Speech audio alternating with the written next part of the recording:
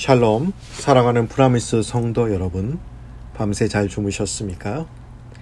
새 하루를 주신 하나님께 감사드리며 찬송가 559장 사철의 봄바람 불어있고 찬양을 부르시면서 새벽 예배를 시작하도록 하겠습니다.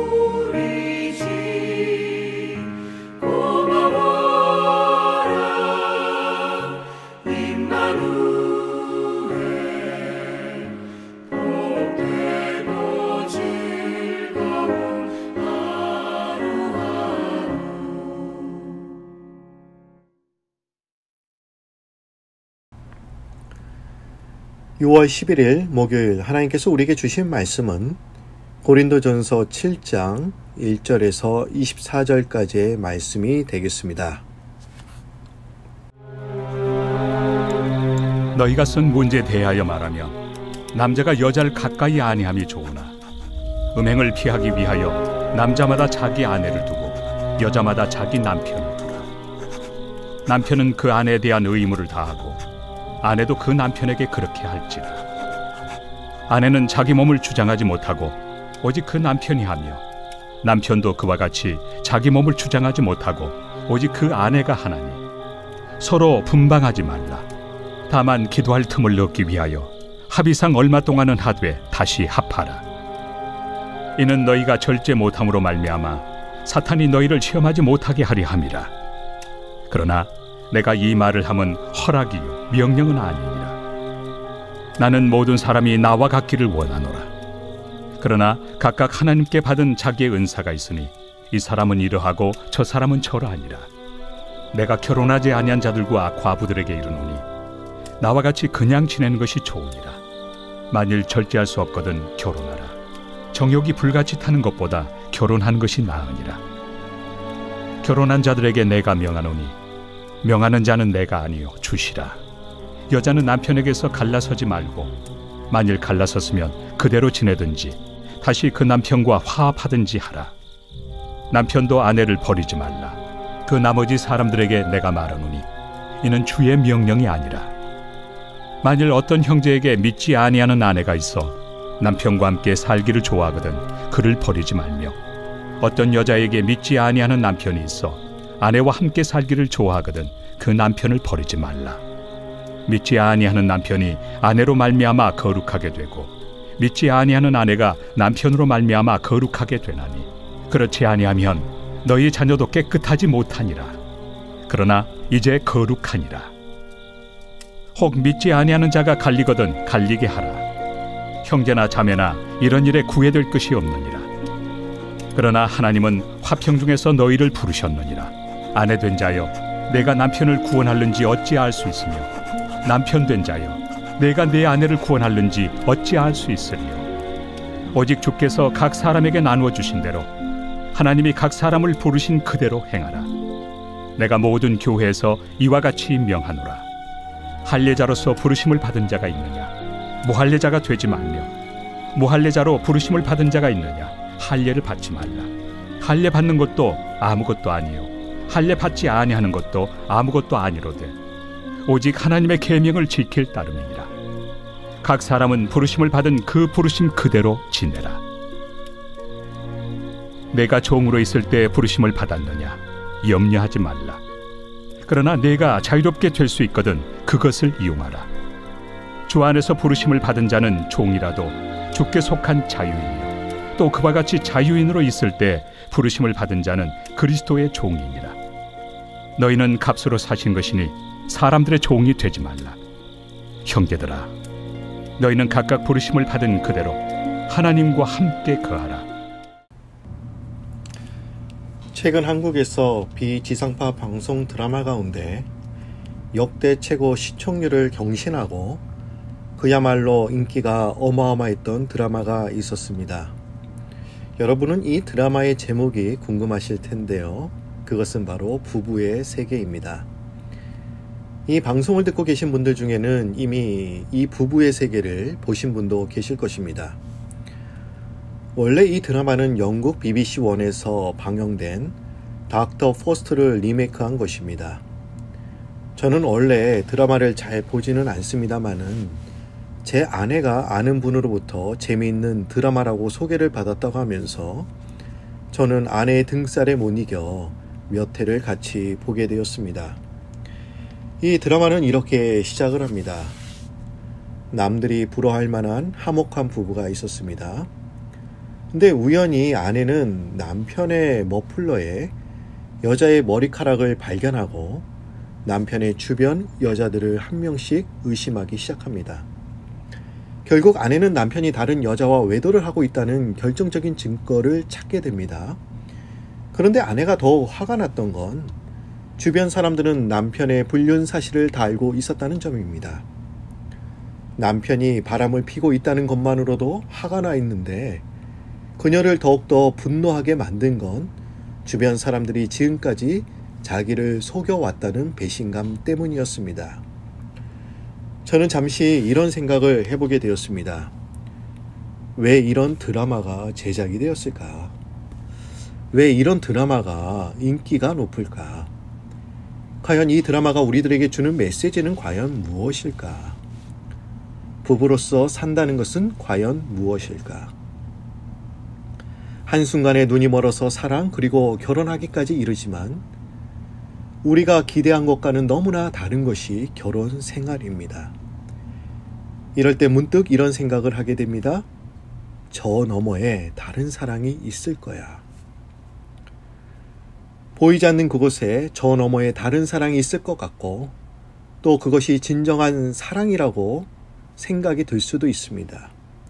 그러나 설령 그렇다 치더라도 그건 아마 착각일 것입니다. 여러분, 진짜 사랑은 어디에 있을까요? 진짜 사랑은 바로 여러분 옆에 있습니다. 우리 옆에 있는 남편이나 아내를 진정으로 사랑하시는 여러분들이 되시기를 바랍니다. 오늘 본문 말씀을 보시면 고린도 교회 성도들은 바울에게 결혼 문제와 관련하여 몇 가지 질문을 하고 있습니다. 이 본문은 마치 지금의 성도들을 대상으로 결혼 세미나를 하고 있는 것과 비슷합니다. 고린도 교회 성도들이 결혼, 부부 생활과 관련하여 궁금했던 것이 과연 무엇이었을까요? 반드시 결혼을 해야만 하는 것인가?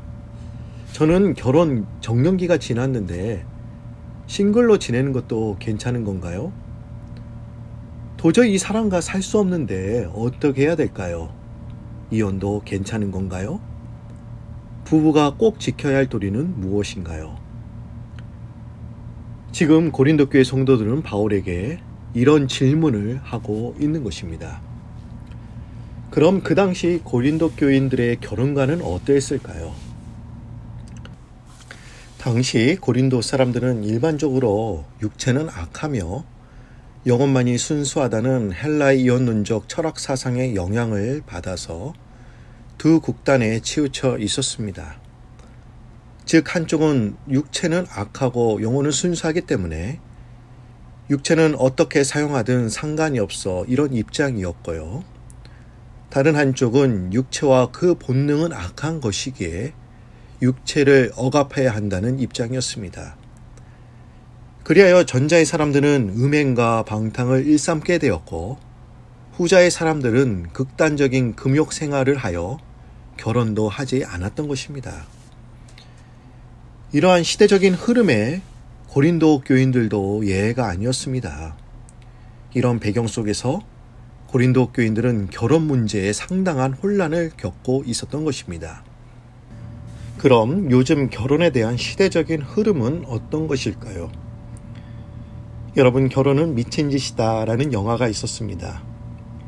20년 전에 나온 영화로 기억하는데 20년이 지난 지금도 이 영화 제목이 한국의 젊은 세대를 그대로 반영해주고 있는 것 같습니다. 이것은 한국 젊은 세대뿐만 아니라 전 세계 일부 젊은 세대도 해당이 되는 것 같습니다.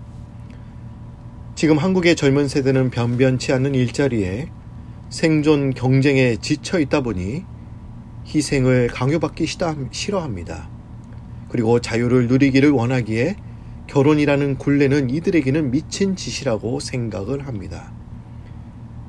그럼 제가 여러분들에게 이런 질문을 드리고 싶네요.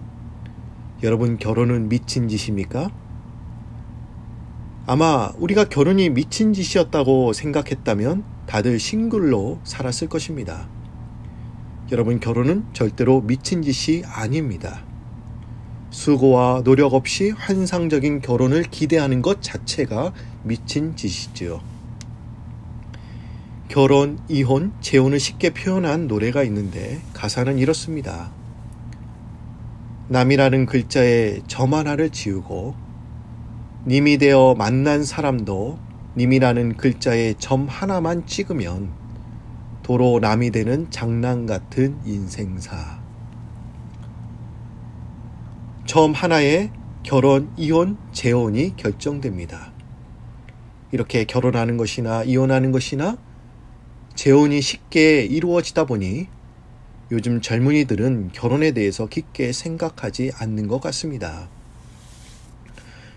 고린도 교인들이 바울에게 결혼과 부부 생활과 관련하여 여러 가지 질문을 하고 있는데 새벽기도 시간에는 시간이 넉넉하지 않아 여러 주제를 다룰 수 없기에 저는 결혼의 목적과 부부 생활, 부부가 서로 지켜야 할 도리에 대해서 잠시 말씀을 나누고자 합니다.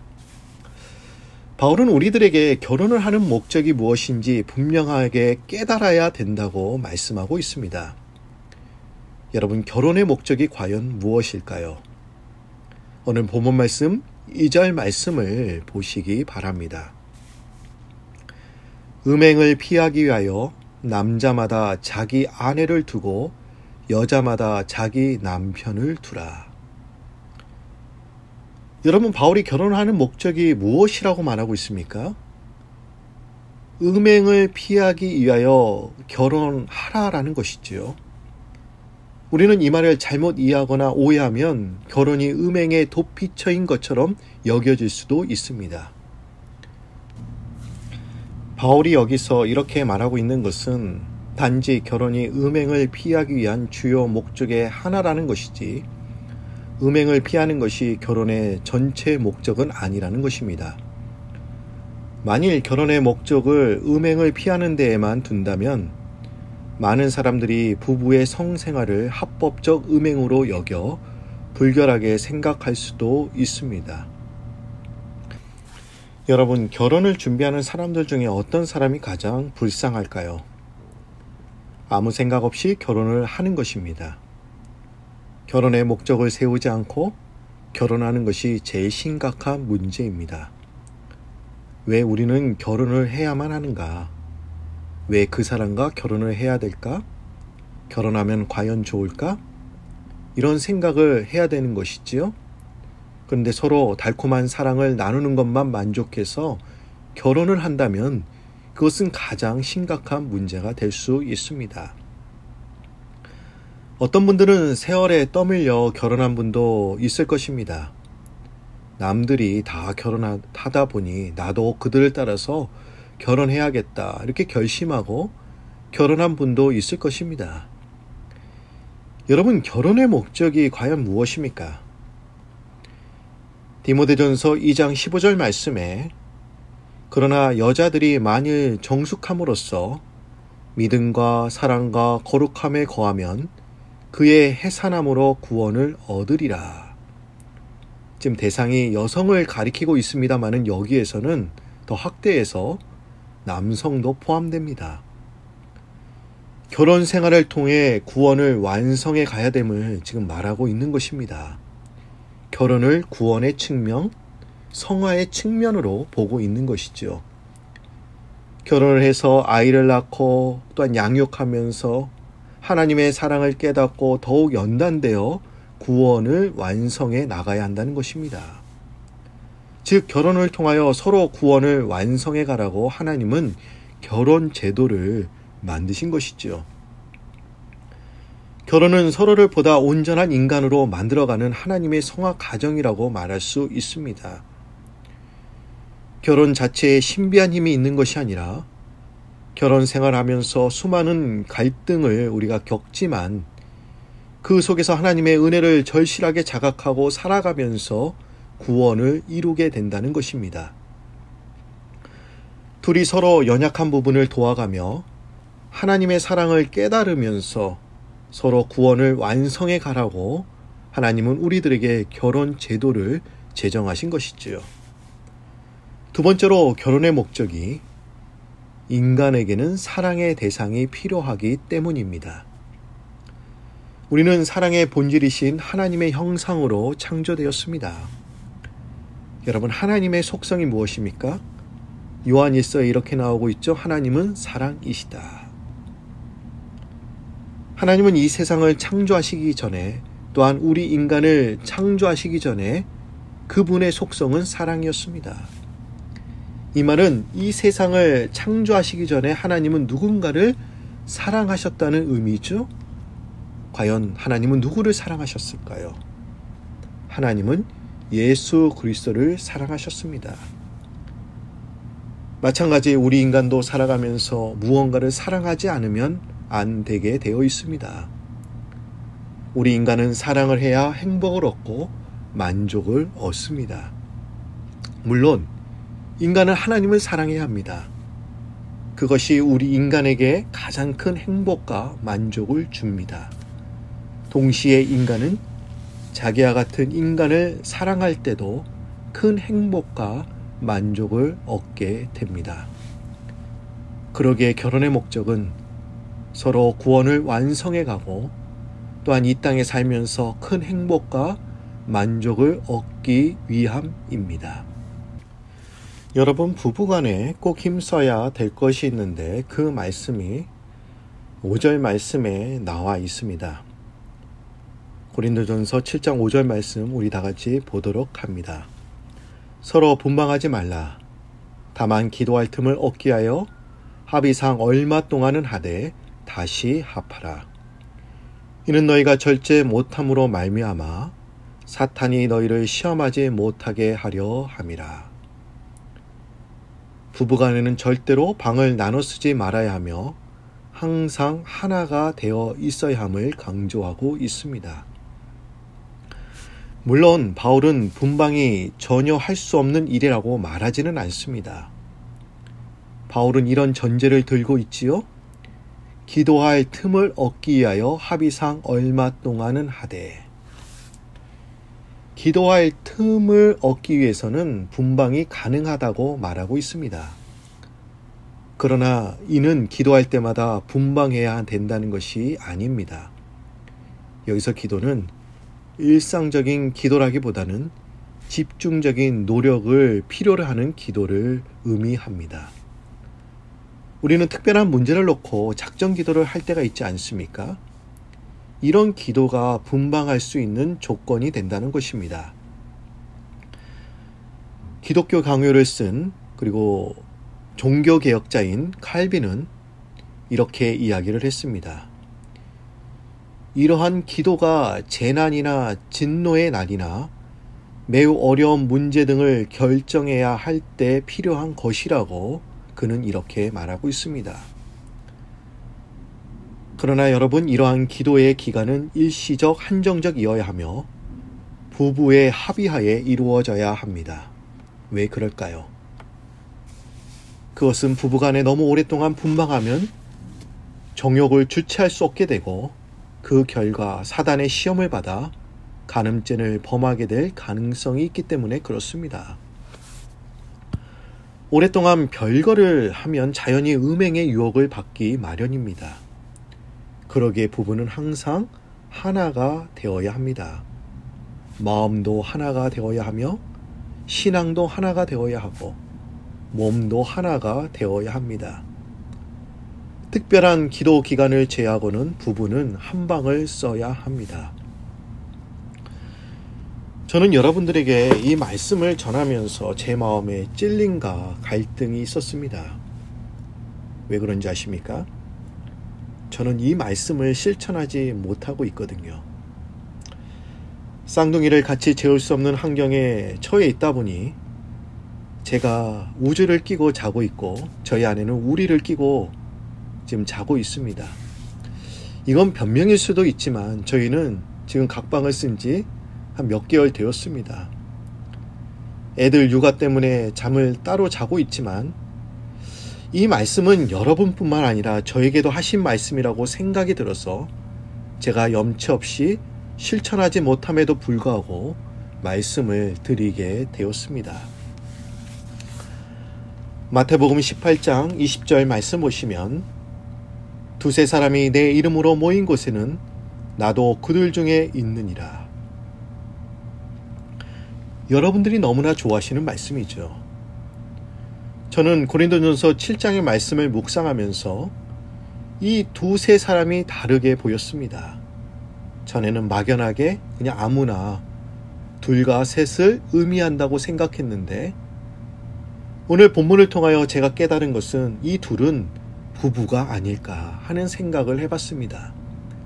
그리고 셋은 자녀를 의미하는 것이 아닐까. 부부가 서로 연약함을 도와가며 기도할 때 성령님께서 그 부부 생활에 함께 하시고 축복해 주실 뿐만 아니라 구원도 이루게 해 주실 것입니다. 우리가 부부 생활과 결혼 생활하면서 힘들고 어려운 일을 종종 만납니다. 그러나 그 길은 혼자서는 더 힘겹겠지만 둘이 서로 의지하며 성령님과 함께 걸어가 구원을 이루어내는 것이라고 한다면 계속 해볼 만한 가치가 있는 것이죠. 에베소서 4장 3절 말씀에 성령이 하나 되게 하신 것을 힘써 지키라 라는 말씀이 있습니다. 결혼 후 우리가 해야 할 일은 과연 무엇일까? 하나됨을 힘써 지키는 것입니다. 여러분, 사랑은 저 너머에 있지 않습니다. 진짜 사랑은 당신 옆에 있습니다. 오늘 옆에 있는 분들과 진짜 사랑을 나누시고 몸과 마음과 신앙이 하나 되어 주님께 또 칭찬받으시고 하나 되는데 힘쓰시는 우리 프라미스 성도님들이 되시기를 주님의 이름으로 축복합니다. 다 같이 기도드립니다. 하나님, 이렇게 귀한 하루를 저희들에게 선물로 허락해 주시고 고린도전서 7장의 말씀을 통하여 결혼 생활의 참된 의미를 깨닫게 해주시니 감사합니다. 먼저 우리가 이 세상에 사랑받는 존재로 태어나게 하시고 지금까지 주님으로부터 그리고 남편과 아내로부터 사랑받게 하시니 참 감사합니다. 이런 사랑을 받음에도 불구하고 저 너머 다른 사랑이 있겠지 하는 착각으로부터 벗어나게 하시고 내 옆에 있는 사람과 나누는 사랑이 진짜 사랑임을 깨닫게 하여 주옵소서. 하나님은 결혼 제도를 만드시고 결혼을 통하여 부부가 서로 도와가며 구원을 완성하라고 말씀하셨는데 우리 모두 구원을 소유한 자들이 되게 하여 주옵소서. 주님께서는 부부를 가리켜 이제 둘이 아니요 한 몸이니 그러므로 하나님이 짝져 주신 것을 사람이 나누지 못할지니라 라고 말씀하셨는데 어떠한 순간이 오더라도 특별한 기도 외에는 방을 따로 쓰거나 분방하지 않도록 도와주시며 영적으로 육적으로 하나가 되는데 힘쓸 수 있도록 도와주옵소서. 지금 이 세대는 성경의 진리를 거스리고 이 세상의 풍조와 흐름을 쫓아 살아가고 있습니다. 하나님, 이 세상의 풍조와 트렌드가 잘못되었다는 것을 인식하게 하시고 2000년 전이 지난 주님의 말씀이 절대로 시대에 뒤떨어지지 아니하고 우리 삶에 얼마나 유익한지를 깨달을 수 있도록 도와주옵소서. 주님, 코로나 사태가 수그러지고 이번 주부터 일부 업종이 단계적으로 오픈하고 있는데 그렇다고 코로나가 끝난 것이 아닌 계속 우리의 건강을 위협할 수 있다는 것을 항상 인지하고 안전에 최선을 다할 수 있는 저희들 되게 하여 주옵소서. 지금 이 시간 코로나로 인해 여러 가지 질병으로 고통받고 있는 분들이 계십니까? 성령 하나님 직접 찾아가셔서 안수해 주시고 깨끗하게 치유해 주셔서 여호와 라파의 하나님의 이름을 찬송케 하옵소서. 오늘 하루도 전능자의 손에 우리의 삶을 맡겨드리오며 예수님의 이름으로 기도드립니다. 우리 다 같이 주기도문 하심으로 오늘 예배를 마치도록 합니다. 하늘에 계신 우리 아버지여, 이름이 거룩히 여김을 받으시오며 나라의 임하옵시며 뜻이 하늘에서 이룬 것 같이 땅에서도 이루어지이다. 오늘날 우리에게 일용할 양식을 주옵시고 우리가 우리에게 죄 지은 자를 사하여 준 것 같이 우리 죄를 사하여 주옵시고 우리를 시험에 들게 하지 마옵시고 다만 에게서 구하옵소서. 대개 나라와 권세 영광이 아버지께 영원히 있사옵나이다. 아멘. 우리 모두 다 같이 오늘 주신 말씀을 붙잡고 주여 세음 부르시면서 기도하겠습니다. 주여, 주여, 주여.